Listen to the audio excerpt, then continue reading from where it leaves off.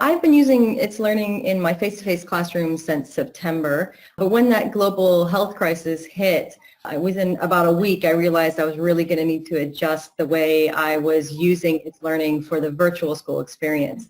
And I think one of the challenges that we were all facing at that point was that students were really uncertain about what was going on. They didn't really feel like they were in control of very much. And there were so many outside factors like time zones and location, their home environment, and perhaps level of support that we really needed to listen to that feedback they were giving us. And from that, I identified 4 areas that I really wanted to be intentional about as I went about planning my lessons differently. Number 1, that was how students were navigating the course. Number 2, how I was maintaining relationships with those students and how they were keeping those connections with each other. And number 3, how I was allowing for student voice and choice in the lessons. And 4, addressing the well-being and mental health piece for these students. And so I found that pages worked particularly well for me, and I'm going to show you what that looks like. I'll give you an overview of that now. So here you have my page for the week, and I've put in a few elements. Here on the right-hand side are the lessons. On the left-hand side is my weekly message.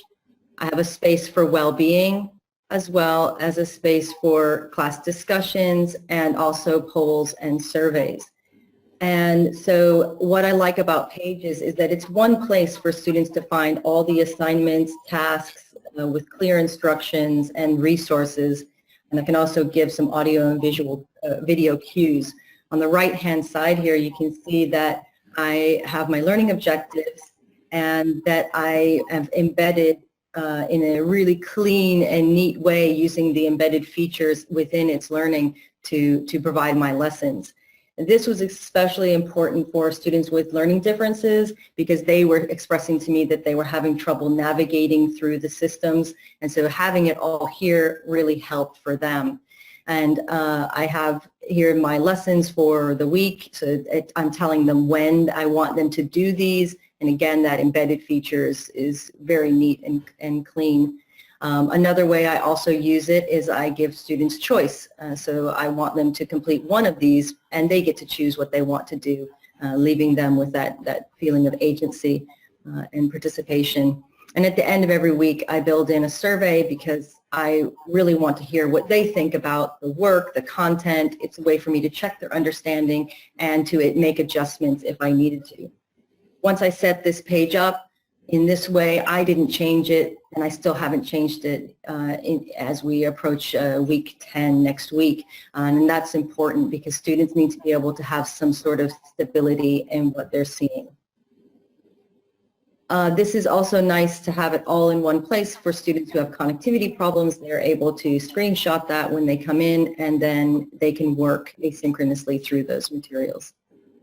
On the left-hand side is my weekly message. I include that every week, video, because I think it's important that students feel my presence in the course, and regardless of whether I have a synchronous call with them or not, they know I'm here, they know that I can give them an overview of the week, and it just establishes a landing spot for them and a routine for them to follow every week. One of the areas that I use a lot for keeping them in the relationships that I already have with my students is through the chat function right here, and I can send out messages to the whole group, or I can send out messages to individual students. And I also use the 360 reports. This is a very proactive way to see the level of engagement that students have in your course and then reach out to them in a supportive way, as opposed to using it in a punitive way. I found that that has really increased engagement in my courses. I can talk to students specifically about what they're doing and how they're approaching the work. On the bottom here, this is where I put my class discussion. I built that into the course, into the page, because in addition to other embedded tools like Padlet, I felt like this enabled students to ask questions of each other, ask questions of me, and take control of their learning space by interacting with each other. And they use that to either talk about content or to talk about how the course is set up. Sometimes, not always, if I want to know something more immediate, I put a poll. And this is great for having students tell me what they want to be changed or what they enjoy. And lastly, here on the left-hand side is the well-being section. And I include that because there I can put tips and activities for how I think they can make this difficult time a little bit easier. And it shows them that I care about them and I care about their mental health, and I think it's important. I don't have it included in this one, but it's also a way to build community because I was putting links to student theatrical and musical performances so that they can still feel part of their school community. And that's why Pages works really well for me, and with the features built in, I can just copy these pages over and over again, rename them, and fill in my template with different materials depending on the week.